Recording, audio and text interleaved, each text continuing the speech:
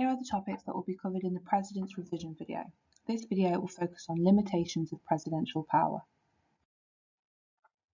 What limitations exist on presidential power?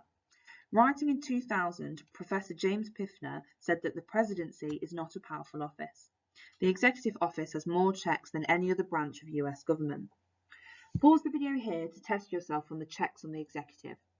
I'm going to go through some of these checks, so see if you've got the same ones. Let's start with Congress. The checks and balances that Congress has on the president are highly significant.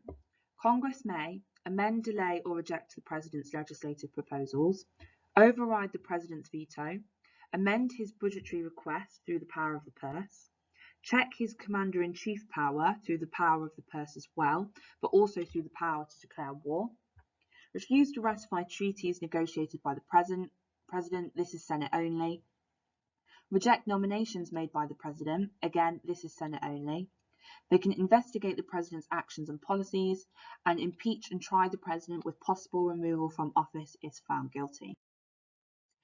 The Supreme Court can check the president's power. Recent examples include declaring President Nixon's actions in refusing to release the so-called White House tapes in the Watergate scandal to be unconstitutional in 1974, declaring the President Clinton's claim of immunity from prosecution by Paula Jones to be unconstitutional in 1997, declaring the military commission set up by President George W. Bush to try Guantanamo Bay detainees to be unconstitutional in 2006, declaring President Obama's use of an executive order to implement his immigration reform program to be unconstitutional in 2016.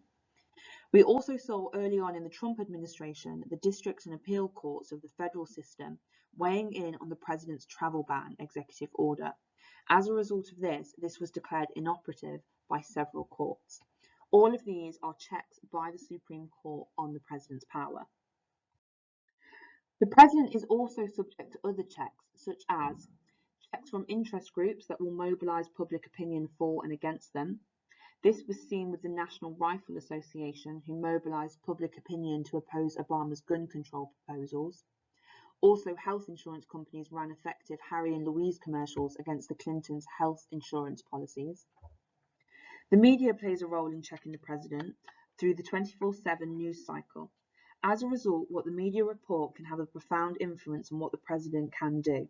The media is very influential. Some outlets are very anti-healthcare reforms, which hindered Clinton and Obama's presidencies and made it hard for them to draw and mobilize public opinion. You could also look at fake news and Trump and the effect that the media has had there. An example can be drawn at Fox News and their treatment of Trump versus Obama. Federal bureaucracy is a check, as the president is one person in the executive branch made up of 15 executive departments and some 60 federal agencies, boards, and commissions.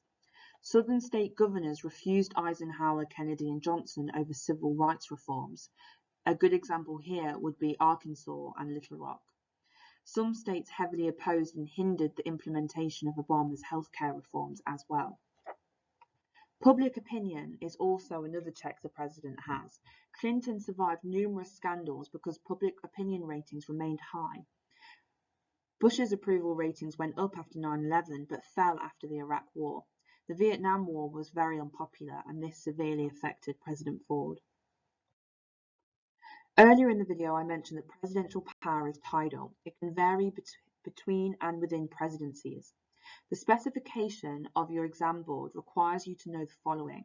One example that shows the waxing and waning of presidential power. What does this mean? We call this waxing and waning of presidents. It refers to when their power is at the highest versus when it is at their lowest.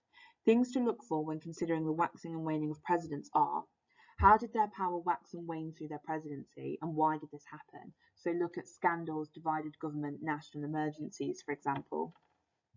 What was their relationship like with Congress? How did they use their direct authority with the US Supreme Court?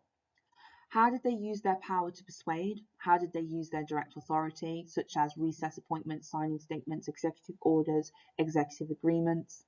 Is your president someone who is imperiled or post-imperial or imperial? You can also evaluate their overall legacy and explain why you have come to the decision that you have when you are looking at the waxing and waning of a president.